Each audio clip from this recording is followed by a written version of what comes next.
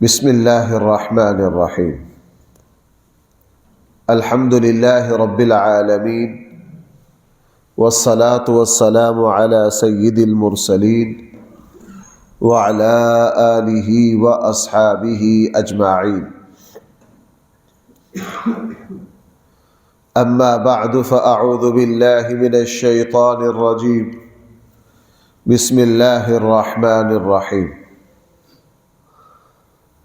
وَلَقَدْ سَبَقَتْ كَلِمَتُنَا لِعِبَادِنَا الْمُرْسَلِينَ إِنَّهُمْ لَهُمُ الْمَنْصُورُونَ وَإِنَّ جُنْدَنَا لَهُمُ الْغَالِبُونَ فَتَوَلَّ عَنْهُمْ حَتَّى حِينٍ وَأَبْصِرْهُمْ فَسَوْفَ يُبْصِرُونَ أَفَبِعَذَابِنَا يَسْتَعْجِلُونَ فَإِذَا نَزَلَ بِسَاحَتِهِمْ فَسَاءَ صَبَاحُ الْمُنذَرِينَ وَتَوَلَّ عَنْهُمْ حَتَّى حِينٍ وَأَبْصِرْ فَسَوْفَ يُبْصِرُونَ سُبْحَانَ رَبِّكَ رَبِّ الْعِزَّةِ عَمَّا يَصِفُونَ وَسَلَامٌ عَلَى الْمُرْسَلِينَ وَالْحَمْدُ لِلَّهِ رَبِّ الْعَالَمِينَ صدق اللہ مولانا۔ اللہ تعالیٰ ارشاد فرما رہے ہیں وَلَقَدْ سَبَقَتْ كَلِمَتُنَا، ہمارا یہ فیصلہ طے ہو چکا، ہم یہ فیصلہ کر چکے، یہ فیصلہ لکھ دیا گیا۔ کیا جی؟ سبقت کلمتنا لعبادنا المرسلین، ہم نے اپنے نبیوں کے بارے میں، اپنے رسولوں کے بارے میں یہ طے کر لیا ہے انہم لہم المنصورون، پکی بات ہے، یقیناً قسمیہ بات ہے، لہم المنصورون، کہ اپنے نبیوں کی مدد کی جائے گی۔ یہاں چار تاکید ہے، انا تاکید کے لیے ہے، ہم مزید تاکید ہے، لام پھر تیسری تاکید ہے، ہم پھر چوتھی تاکید ہے، المنصور پر الف لام میم یہ پانچویں تاکید ہے۔ یہاں پانچ تاکیدیں ہیں، پانچ تاکیدیں اللہ تعالی یہاں قائم کر کے فرما رہے ہیں کہ ہم اپنے نبیوں کی مدد کریں گے۔ وَإِنَّ جُنْدَنَا لَهُمُ الْغَالِبُونَ، ہمارے جو لشکر ہیں وہی غالب آئیں گے، وہی غالب آئیں گے۔ یہاں دو تین باتیں سمجھ لینی چاہیے۔ یہاں قرآن نے بہت تاکید کے ساتھ فرمایا ہمارے رسول غالب آئیں گے، اور احادیث مبارکہ سے پتہ چلا کہ ہمارے رسولوں کے نقش قدم پر چلنے والوں کے ساتھ بھی اللہ کا یہی وعدہ ہے۔ اللہ کا بھائی کیا ہے؟ یہی وعدہ ہے۔ ہاں، اس پر ایک بعض مرتبہ اشکال آتا ہے کہ کبھی کبھار ایسا ہو جاتا ہے کہ بظاہر تو انبیاء غالب نہیں آئے، اکثریت تو ایسی ہوئی، لیکن کچھ نبیوں کے بارے میں سوال پیدا ہوتا ہے۔ عیسیٰ علیہ السلام بظاہر تو یہودی پولیس نے پکڑ کے حضرت عیسیٰ کو پھانسی دی ہے، وہ تو اللہ نے بچایا ہے نا۔ عیسائی اور یہودی تو اب تک یہی سمجھے ہوئے ہیں کہ ہم نے حضرت عیسیٰ کو کیا دے لی؟ پھانسی دے لی۔ وہ تو اللہ نے ہمیں بتایا نا، اللہ کے نبی نے ہمیں بتایا نا، قرآن کریم نے آ کے بتایا نا کہ ہرگز پھانسی بل رفعہ اللہ، اللہ نے کہاں اٹھا لیا حضرت عیسیٰ کو؟ آسمان پر اٹھا لیا۔ حضرت یحییٰ علیہ السلام، اور آج بھی بعض مرتبہ نبیوں کے ماننے والے آزمائشوں میں، مثلا غزہ کو لگا لیجئے، 50-60 سال سے وہ زیر آزمائش ہے، اور تاریخ کی بدترین سخت ترین آزمائش سے گزر رہے کہ ان کے لاشوں کے وہاں ڈھیر لگ گئے۔ پھر یہ کیا مطلب کہ ہم ایک پہلی بات تو یہ ذہن میں رکھیے کہ 99% تو یہی ہوا ہے کہ اللہ کے ماننے والوں کو نتیجتاً غلبہ ملا ہے۔ اور اس سوال کا صحیح جواب اس حدیث سے حل ہو جاتا ہے کہ جس وقت ابو سفیان سے ہرقل نے سوالات کیے، میں اس حدیث کے بہت حوالے دیتا ہوں آپ کو، صحیح بخاری میں تفصیل کے ساتھ یہ حدیث آتی ہے۔ اس میں ہرقل نے ابو سفیان سے ایک یہ سوال کیا تھا کہ کیا تمہاری اس نبی کے ساتھ کبھی جنگ ہوئی ہے؟ ابو سفیان نے کہا جی ہوئی ہے۔ کیا نتیجہ رہا؟ ابو سفیان نے کہا کبھی وہ جیت گئے کبھی ہم جیت گئے، چونکہ بدر میں وہ جیت گئے، احد میں ہم جیت گئے، کبھی ہم غالب آ گئے کبھی وہ غالب آ گئے، کبھی ہمارا وار چل گیا کبھی ان کا چل گیا۔ ہرقل نے سارے سوالوں کے جب جوابات دیے تو ان میں سے اس سوال پر ہرقل نے صحیح بخاری میں پتہ کیا کہا؟ اس نے کہا اللہ کے نبیوں کے ساتھ ایسا ہی ہوتا ہے کہ کبھی جنگ میں وہ جیتتے ہیں کبھی ان پر جیتا جاتا ہے، لیکن آخر کار نتیجہ کار جو حتمی نتیجہ نکلتا ہے وہ اللہ کے نبیوں کے حق میں نکلتا ہے۔ اور رسول اللہ صلی اللہ علیہ وسلم اور پوری دنیا کے ساتھ جو کشمکش ہوئی اس میں بھائی نتیجہ کس کے حق میں رہا؟ نبی کریم صلی اللہ علیہ وسلم کے حق میں رہا۔ اس لیے بظاہر دنیا کے اعتبار سے کشمکش میں بعض مرتبہ حق نیچے لگتا نظر آتا ہے، حق کو زخم پہنچتا نظر آتا ہے، لیکن آخر کار اللہ تعالیٰ کامیابی دے دیتے ہیں کس کو؟ حق کو دے دیتے ہیں۔ غزہ میں آپ کو پتہ ہے ان کو یہ تھا کہ یہ 2 سال کی کہانی ہے۔ کتنے کی کہانی ہے؟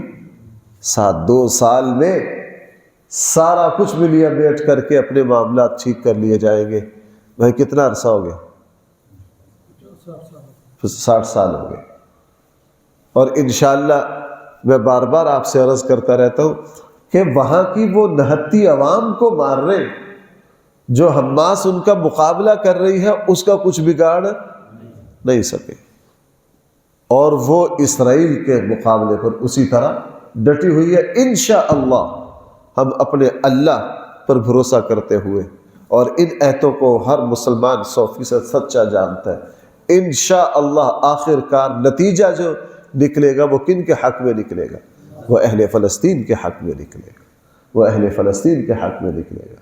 ایک بات یہ تو ہو گیا ظاہری غلبہ، یہ تو بھائی کیا ہو گیا؟ ظاہری غلبہ۔ نمبر 2 دوسرا غلبہ ہوتا ہے موقف کا، دعوے کا، دلیل کا۔ اس میں اللہ تعالی ہمیشہ اہل حق کو غالب کرتے، اہل حق کو کیا کرتے؟ غالب کرتے۔ کسی پرے پنچایت میں، کسی عوامی عدالت میں، کسی معاشرے میں جو بندہ حق پر ہوتا ہے، بطور خاص دین کے اعتبار سے اللہ تعالیٰ اپنے بندوں کو ہمیشہ کیا کرتے ہیں؟ غالب کرتے ہیں۔ مثلا اللہ کی توحید، انشاءاللہ قیامت تک کفار کبھی بھی ایسا نہیں ہو سکتا کہ اللہ تعالیٰ کی توحید پر دلیل کے اعتبار سے مسلمان جو ہے وہ مغلوب ہو جائے، کبھی بھی ایسا نہیں ہو سکتا۔ تاریخ میں یہ تو اب سوشل میڈیا کا زمانہ ہے نا، یہ جو اللہ کے وجود پر مناظرہ ہوا ہے اس کی شہرت ہو گئی، اس سے پہلے بڑے بڑے مناظرے ہوئے۔ حجت الاسلام حضرت مولانا قاسم صاحب ننوتوی رحمہ اللہ کا جو مناظرہ ہوا تھا بڑا مشہور ہے، 3 دن ہوا تھا۔ پوری ہندوستان کے جو ہندو تھے اس میں جو بڑے پائے کے مناظر تھے وہ مولانا ننوتوی کے مقابلے پر تھے، اللہ کے وجود پر مناظرہ ہوا تھا۔ کس پر مناظرہ ہوا تھا؟ دلیل کے اعتبار سے تو ہمیشہ حق غالب رہے گا، اسلام غالب رہے گا۔ اسلام کیا رہے گا؟ اسلام کی کسی صحیح بات کو جھٹلایا نہیں جا سکتا، جھٹلایا نہیں جا سکتا۔ میں نے آپ کو شاید ایک مرتبہ سنایا تھا، کافی سال پہلے میں نے ایک بہت ہی مستند جریدے میں یہ بات پڑھی تھی، اور شاید میرے ریکارڈ میں کئی محفوظ بھی ہے۔ ایک امریکی اداکار، اللہ نے ہدایت دی، اسلام لے آئے بڑے، اور آپ کو پتہ ہے ایسے لوگ جب دین کی طرف آتے ہیں وہ ہماری طرح لولے لگڑے نہیں ہوتے، وہ بڑے مضبوط ہوتے ہیں۔ بھائی وہ کیا ہوتے؟ بڑے مضبوط ہوتے ہیں۔ عالمی میڈیا کے سامنے ان کی بیوی ساتھ تھی، ان کی بیوی کیا تھی؟ ساتھ تھی۔ تو ان کی 2 بیویاں، تو ایک صحافی نے سوال کیا کہ جناب آپ کی 2 بیویاں ہیں آپ اس بے شرمی پر کیسا محسوس کر رہے ہیں؟ کیا کہا؟ اس بے شرمی پر اس نے بڑی زبردست بات کہی. اس نے کہا میری 2 قانونی بیویاں ہیں، امریکی ریاست کے قانون کے مطابق میں نے دونوں سے نکاح کیا. میرے مرنے کے بعد دونوں جو ہے میری جائیداد کی وارث بنے گی. ان دونوں کی کفالت میرے ذمے ہے، ان کا گھر تمام اخراجات میرے ذمے ہے، ان کی اولاد، ان سے جو اولاد ہوگی ان سب کی کفالت کیا ہے؟ میرے ذمے ہے. ہم تینوں خوشی غمی میں ایک دوسرے کے شریک اور پارٹنر ہیں. اس پر آپ کو بے حیائی کا طعنہ سوجھ رہا ہے. ہاں، اسلام لانے سے پہلے میرا یہی اس نے سب کے سامنے اظہار کیا. اسلام لانے سے پہلے میرا 150 خواتین سے ناجائز تعلق تھا. کتنی؟ ناجائز تعلق تھا، خلاف قانون اور خلاف اخلاق تھا. اس پر آپ کو کوئی اعتراض نہیں تھا. آپ لوگوں 150 خواتین سے ناجائز، خلاف اخلاق، خلاف قانون میرا تعلق تھا. نہ وہ میری کسی غمی میں شریک ہونے کے لیے تیار تھی، نہ میں ان کی کوئی ذمہ داری اٹھانے کے لیے تیار تھا، نہ وہ. اور یہ قانوناً بھی برا تھا، اخلاقاً بھی کیا تھا؟ برا تھا. آپ کو اس پر اعتراض نہیں تھا. اب ان 2 پر کیا اعتراض؟ اس نے جب یہ دلیل دی نا تو سارے میڈیا کو سانپ سونپ گئے. سارے میڈیا کو بھائی کسی کو بات نہ. یہ ہے دلیل کا غلبہ. بھائی یہ کیا ہے؟ دلیل کا غلبہ. آپ ہمارے معاشرے میں دیکھ لیجئے، ایک بندہ سچا ہے، وہ حق پر ہے، بعض مرتبہ دوسرے زیادتی کر کے اس کی کسی چیز پر قبضہ کر لیتے، لیکن وہ جو سچا ہوتا ہے معاشرے میں سرخرو، ہر پرے پنچایت میں سرخرو. ہر بندہ کہتا ہے یہ حق ہے. بھائی یہ کیا ہے؟ یہ جو حق پر ہونا ہے، یہ جو دلیل کی فتح ہے، یہ انسان کو بہت سکون پہنچاتی ہے. یہ انسان کو کیا پہنچاتی ہے؟ بعض مرتبہ انسان ضمیر کے مطابق فیصلہ کر کے آتا ہے. وہ کیا کہہ رہا تھا؟ یار میرا ضمیر مطمئن ہے. کیا ہے میرا ضمیر؟ اس کو کہتے ہیں دلیل کا غلبہ. تو اس آیت میں فرمایا ہم اپنے نبیوں کی ہر حال میں مدد کریں گے، وہی غالب آئیں گے. ظاہراً بھی نتیجہ کے اعتبار سے وہی غالب آتے. آپ صلح حدیبیہ کو دیکھ لیجئے اور مسلمانوں کی تاریخ کو دیکھ لیجئے. اللہ کے فضل سے آخر کار اللہ تعالیٰ نے مسلمانوں کو ہی غلبہ دیا ہے. شرط یہ ہے کہ مسلمان صحیح اسلام کے اصول اپنائیں. جہاں مسلمان مغلوب ہے، نتیجہ نہیں نکل رہا، وہاں دین میں کیا ہے؟ کمی ہے. وہاں اسلام میں کیا ہے؟ کمی. یہ شرط ہے. یہاں رسولوں کے بارے میں، اور رسول اپنے دین میں 100% کیا ہوتے؟ کامل ہوتے. 100% کامل ہوتے. اس لیے صحیح مضبوط قرآن و سنت کو تھامنے والے مسلمانوں کے حق میں قرآن کا یہ فیصلہ ہے. بہرحال فرمایا وَلَقَدْ سَبَقَتْ، یقیناً ہمارا یہ فیصلہ طے ہو چکا ہے، لِعِبَادِنَا المرسلین، اپنے بندے رسولوں کے لیے، اِنَّهُمْ لَهُمُ الْمَنْصُورُونَ، پکی بات ہے وہی بھائی کیا رہیں گے؟ غالب آئیں گے، انہی کی مدد کی جائے گی. وَإِنَّ جُنْدَنَا لَهُمُ الْغَالِبُونَ، بے شک ہمارے لشکر ہی غالب آئیں گے. فَتَوَلَّ عَنْهُمْ، اے نبی جی آپ ان کافروں سے رخ پھیر لیجئے، حَتَّى حِينٍ، ایک طے شدہ وقت تک. وَأَبْصِرْهُمْ، آپ بھی دیکھیے ذرا نتیجہ کیا نکلتا ہے. فَسَوْفَ يُبْصِرُونَ، ان قریب وہ بھی دیکھ لیں گے. اب آخر میں قرآن نے فرمایا أَفَبِعَذَابِنَا يَسْتَعْجِلُونَ، یہ لوگ ہمارے عذاب کے بارے میں کیا کرتے ہیں؟ جلدی مچاتے ہیں. ہر نبی کے مقابلے پر یہ کہا لے آؤ جو عذاب لانا ہے تم نے.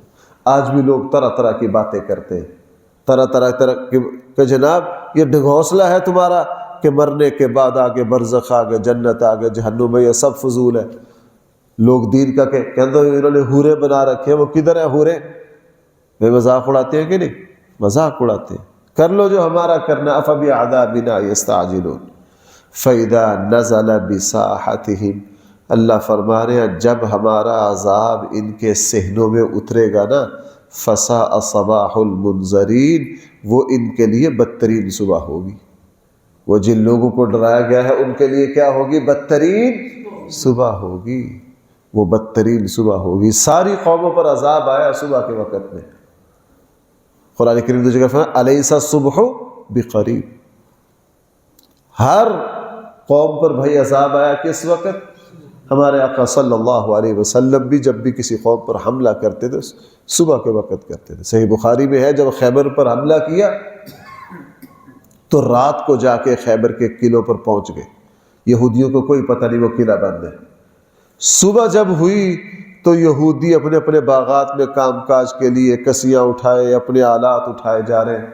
جب اپنے قلعے سے باہر نکلے دیکھا چاروں طرف لشکر ہے بڑا مضبوط، پتہ چلا کون ہے؟ نبی صلی اللہ علیہ وسلم، تو گھبرا گئے۔ اللہ کے نبی نے یہی بات ارشاد فرمائی فَإِذَا نَزَلَ بِسَاحَتِهِمْ فَسَاءَ صَبَاحُ، جب ہم کسی صبح کہیں اترتے وہ ان کے لیے بدترین صبح ہوتی۔ بھائی وہ ان کے لیے کیا ہوتی ہے؟ بدترین صبح ہوتی ہے۔